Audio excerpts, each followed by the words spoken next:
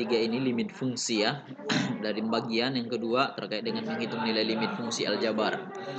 Oke, ini motivasinya juga bisa kalian baca ya. Tujuan pembelajaran kita ini juga peta konsepnya juga ini. Jadi sekarang kita menentukan nilai fungsi ini sebenarnya udah di sini ya.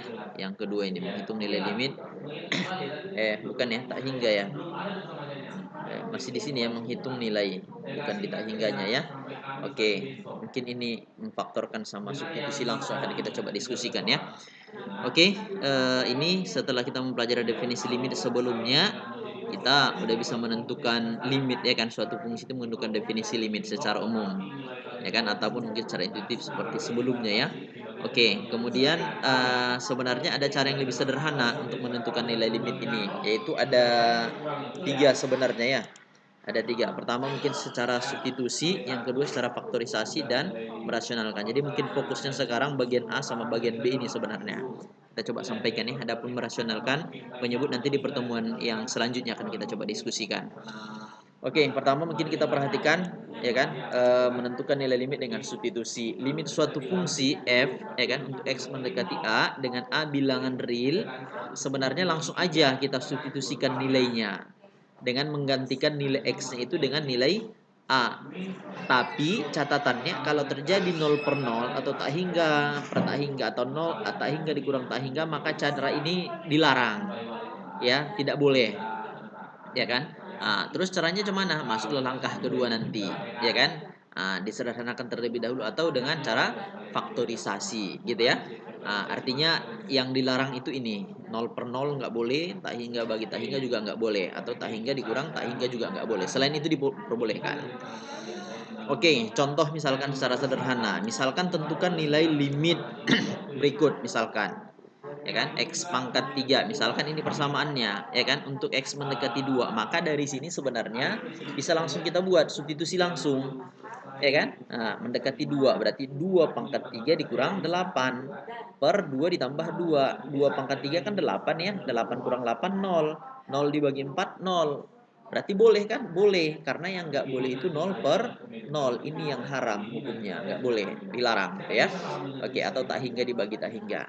Oke, kemudian contoh yang kedua, limit, tentukan nilai limit dari sini untuk x mendekati 0. Berarti langsung aja kita substitusi 0 kuadrat ditambah 3 kali 0 ditambah 2. Ternyata 0 kuadrat 0, 3 kali 0, 0. Ya kan? Oke, ditambah 2. Ya kan? Berarti jawabannya berapa? 2. Inilah dia jawabannya, gitu. Bisa dipahami ya, itu kalau disubstitusi langsung, nggak ada masalah, bisa langsung gitu. Oke, yang kedua ya, dengan cara faktorisasi. Artinya kalau terjadi 0 per 0, dia nanti kita faktorisasi, kita coret dia, ya kita faktorkan. Ya kan? Biasanya yang menyebabkan 0 inilah yang kita coret, tinggal persamaannya P X dibagi QX gitu. Jadi kita substitusi langsung sehingga nggak terjadi 0 per 0 gitu. Contoh misalkan, tentukanlah nilai limit berikut ini. Ya kan? Misalkan x mendekati 3, x kuadrat tambah 2x tambah 5. Maka dari sini kalau kita perhatikan, coba kita substitusi langsung. Berarti berapa nih? 3 kuadrat ya kan? Ditambah ya kan? 2 kali 3 dikurang 15. Ya kan? Per 3 dikurang 3. Ya kan?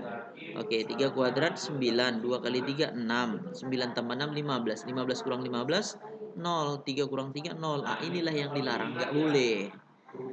Terus caranya gimana? Itulah kita faktorkan, ya kan? Kita faktorkan berapa kali berapa, jawabannya min 15, berapa tambah berapa, jawabannya 2. Makanya x kurang 3 x tambah 5, ya kan? X kali x kuadrat. Ya kan? Min 3 kali 5 kan min 15, min 3 tambah 5 kan 2, pas kan? Iya, dengan seperti itu kita coret ini, kan x kurang 3. Inilah yang menyebabkan 0, x kurang 3, makanya kita hilangkan. Jadi persamaan kita apa? Limit x mendekati 3 dari x tambah 5. Baru cara yang pertama tadi, substitusi langsung. Makanya berarti x mendekati berapa? 3. Makanya 3 ditambah 5. Gitu. Makanya jawaban kita berapa? 8 gitu. Ya. Oke, gitu juga untuk cara yang kedua. Kalau kita substitusi langsung, berarti berapa ini? Berarti kan menjadi apa? Akar 5 dikurang akar 5 per 5 dikurang 5. Ya kan? Oke, akar 5 kurang akar 5 kan nol, 5 dikurang 5 juga kan nol kan? Nah, ini nggak boleh, dilarang. Terus caranya cemana? Nah, inilah dia kita faktorkan.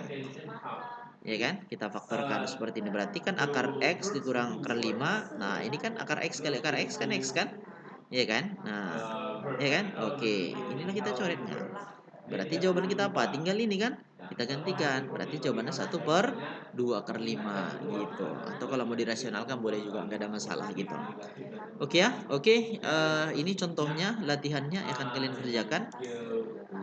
Ya, nah pertama mungkin ini dengan substitusi aja langsung nilainya, dapat itu nilainya, kemudian ini faktorkan, ya, coret dia yang menyebabkan nol, baru setelah itu substitusi gitu. Ya, oke, sampai di situ jelas ya.